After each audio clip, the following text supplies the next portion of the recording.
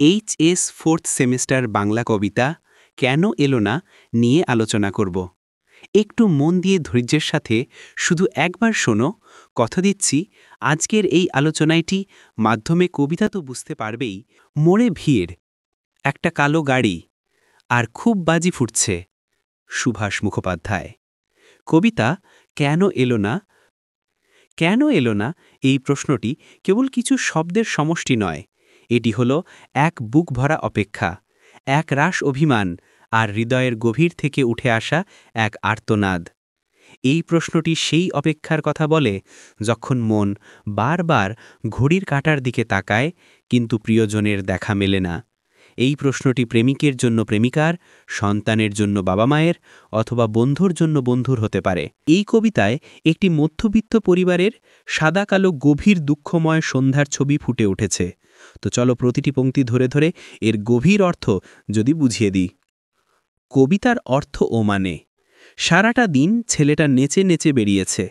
কবিতার শুরুতেই একটি শিশুর আনন্দময় উচ্ছল দিনের বর্ণনা করা হয়েছে। সে সারাদিন খুশিতে মেতেছিল, যেন তার মনে কোনো চিন্তা নেই। রাস্তায় আলো জ্বলছে অনেকক্ষণ, এখনো বাবা কেন এলো না মা?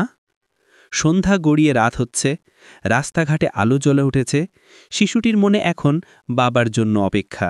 সে মায়ের কাছে বারবার প্রশ্ন করছে, বাবা কেন এখনো বাড়ি ফিরছে না? বলে গেল মাইনে নিয়ে সকাল সকাল ফিরবে, পুজোর যা কেনাকাটা এই বেলা সেরে ফেলতে হবে। বলে গেল বাবা সকালে বাড়ি থেকে বেরিয়ে যাওয়ার সময় প্রতিশ্রুতি দিয়েছিল যে মাইনে নিয়ে তাড়াতাড়ি ফিরবে, কারণ তাদের পুজোর বাজার করতে যেতে হবে। এই পংক্তিগুলো থেকে বোঝা যায় তাদের আর্থিক অবস্থা সাধারণ, যেখানে মাসের মাইনে হাতে এলে তবেই কেনাকাটা হয়। সেই মানুষ এখনও এলো না। কড়ার গায়ে খুন্তিটা আজ একটু বেশি রকম নড়ছেন। ফ্যান গালতে গিয়ে পাটা পুড়ে গেল। বাবার দেরি হওয়ায় মায়ের মনে উদ্বেগ বাড়ছে। তার অস্থিরতা এতটাই বেশি যে রান্না করতে গিয়ে তিনি ভুল করছেন। খুন্তি দ্রুত নড়ছে, ফ্যান গালতে গিয়ে পা পুড়ে যাচ্ছে। এই দৃশ্যগুলো মায়ের মানসিক চাপ ও উদ্বেগকে ফুটিয়ে তোলে। জানালার দিকে মুখ করে ছেলেটা বই নিয়ে বসল মাদুরে। সামনে ইতিহাসের পাতা খোলা, ঘড়িতে টিকটিক শব্দ, কলে জল পড়ছে। ছেলেটি মাদুরের ওপর বই নিয়ে বসেছে, কিন্তু তার মন পড়ায় নেই। সে জানালার দিকে তাকিয়ে আছে, বাবার পথের দিকে। ঘরের ভেতরের ঘড়ির টিকটিক শব্দ আর কলের জল পড়ার আওয়াজ অপেক্ষার সময়কে আরও দীর্ঘ ও যন্ত্রণাদায়ক করে তুলছে। ও বাড়ির পাঁচিলটা থেকে লাফিয়ে নামল একটা গোঁফালা বেড়াল। বাপের আদরে মাখা খাওয়া ছেলের মতো হিজিবিজি অক্ষরগুলো একগুয়ে, অবাধ্য। একটি বিড়ালের লাফিয়ে নামার দৃশ্য যেন ছেলেটির মনকে আরও বিক্ষিপ্ত করে তোলে। বইয়ের অক্ষরগুলো তার কাছে অর্থহীন ও অবাধ্য মনে হচ্ছে, কারণ তার মন জুড়ে শুধু বাবার আগমন ও পুজোর জামার চিন্তা। যতক্ষণ পুজোর জামা কেনা না হচ্ছে, নড়বে না। পুজোর জামা কেনার আকাঙ্ক্ষা তার মনে এতটাই প্রবল যে যেন বইয়ের অক্ষরগুলো এই শর্তে অনড় হয়ে আছে। এখনও বাবা কেন এলো না মা? অপেক্ষার ক্লান্তি ও অস্থিরতা নিয়ে সে আবারও একই প্রশ্ন করছে। রান্না কোন কালে শেষ, গা ধোয়াও সারা। মা এখন বুনতে বসে কেবলই ঘর ভুল করছে। খুট করে একটা শব্দ, ছিটকিনি খোলার। হঠাৎ দরজায় একটি শব্দ হয় যা আশা জাগায়। মা ও ছেলে ভাবে হয়তো বাবা ফিরল। কে? মা, আমি খোকা। কিন্তু দেখা যায় ঘরের ছেলেটিই বাইরে থেকে এসেছে। সেও বাবার অপেক্ষায় ছিল। এই লাইনটি থেকে বোঝা যায় বাবা ছাড়া সবাই যেন বিচ্ছিন্ন। গলির দরজায় ছেলেটা দাঁড়িয়ে এখন রেডিওয়ে খবর বলছে। ছেলেটি গলির দরজায় দাঁড়িয়ে আছে, বাইরের দিকে তাকিয়ে। রেডিওতে খবর চলছে যা বাইরের জগতের ঘটনা তুলে ধরছে, কিন্তু ঘরের ভেতরের উদ্বেগ তাতে কমছে না। মানুষটা এখনও কেন এলো না? একটু এগিয়ে দেখবে বলে ছেলেটা রাস্তায় পা দিল। মোড়ে ভিড়, একটা কালো গাড়ি, আর খুব বাজি ফুটছে। কিসের পুজো আজ? রাস্তার মোড়ে পৌঁছে সে দেখল ভিড় জমেছে। একটা কালো গাড়ি দাঁড়িয়ে আছে, আর চারপাশে বাজি ফাটছে। বাজি ফাটানোর দৃশ্য তার কাছে একটি উৎসবের ইঙ্গিত দেয়। তাই সে অবাক হয়ে প্রশ্ন করে, কিসের পুজো আজ? ছেলেটা দেখতে আসতে গেল। সে উৎসুক হয়ে ভিড়ের দিকে এগিয়ে গেল। তারপর অনেক রাত্রিরে বারুদের গন্ধে ভরা রাস্তা দিয়ে অনেক অলিগলি ঘুরে মৃত্যুর পাশাকে বেচে বাবা এলো। রাত গভীর হল, বাবা ফিরে এলো। তার পথ ছিল বারুদের গন্ধ ভরা, সম্ভবত সেই বাজি ফাটানো বা বিস্ফোরণের কারণে। অনেক অলিগলি পেরিয়ে এবং মৃত্যুর কাছ থেকে বেঁচে।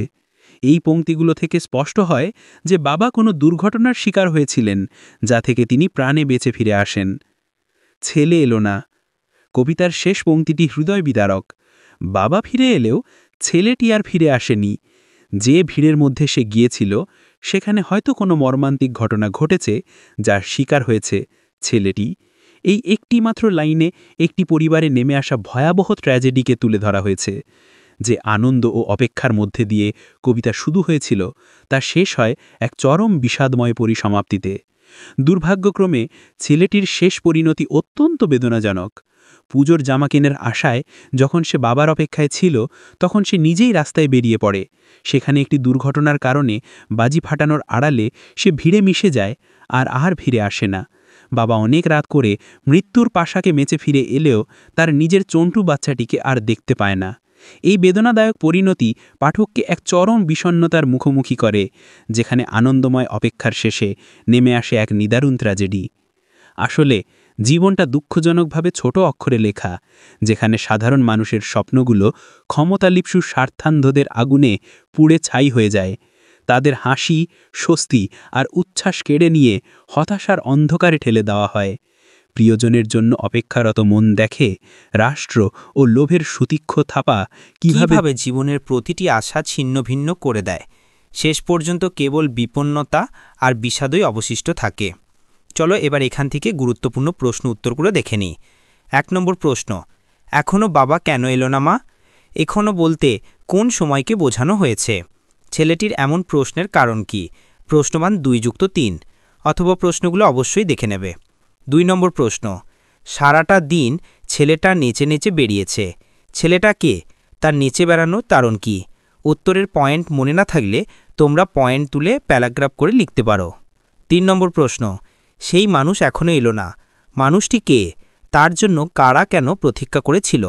অথবা প্রশ্ন মানে আলাদা কোনো প্রশ্ন নয়, উত্তর কিন্তু এটাই হবে। ৪ নম্বর প্রশ্ন, গলির দরজায় ছেলেটা দাঁড়িয়ে। গলির দরজায় ছেলেটি কেন কখন গিয়ে দাঁড়িয়েছিল? ছেলেটির নির্মম পরিণতি কি হয়েছিল তা লেখো। এটি কিন্তু খুবই গুরুত্বপূর্ণ, কোথায় আসার মতো, তাই ভালো করে দেখে নেবে। ৫ নম্বর প্রশ্ন, বারুদের গন্ধে ভরা রাস্তা দিয়ে অনেক অলিগলি ঘুরে মৃত্যুর পাশ কাটিয়ে বাবা এলো, ছেলে এলো না। উদ্ধৃতাংশের তাৎপর্য আলোচনা করো।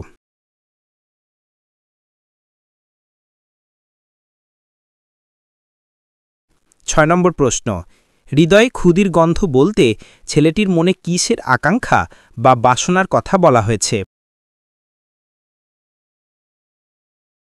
৭ নম্বর প্রশ্ন, কেন এলো না কবিতায় ছেলেটির মায়ের অস্থিরতা কিভাবে প্রকাশ পেয়েছে আলোচনা করো। আবারও বলছি, উত্তরের পয়েন্ট মনে না থাকলে তোমরা পয়েন্ট তুলে প্যারাগ্রাফ করে লিখতে পারো। ৮ নম্বর প্রশ্ন, রাস্তায় আলো জ্বলেছে অনেকক্ষণ।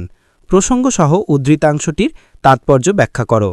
আবারও বলছি, উত্তরের পয়েন্ট মনে না থাকলে তোমরা পয়েন্ট তুলে প্যারাগ্রাফ করে লিখতে পারো। ৯ নম্বর প্রশ্ন, সামনে ইতিহাসের পাতা খোলা। ইতিহাসের পাতা খোলা কথাটির তাৎপর্য লেখো।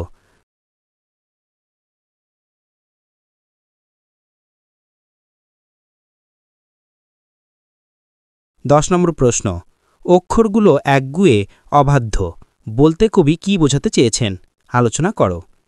তোমরা প্রয়োজনে প্রশ্ন উত্তরগুলি খাতায় তুলে নেবেন অথবা স্ক্রিনশট নিতে পারো।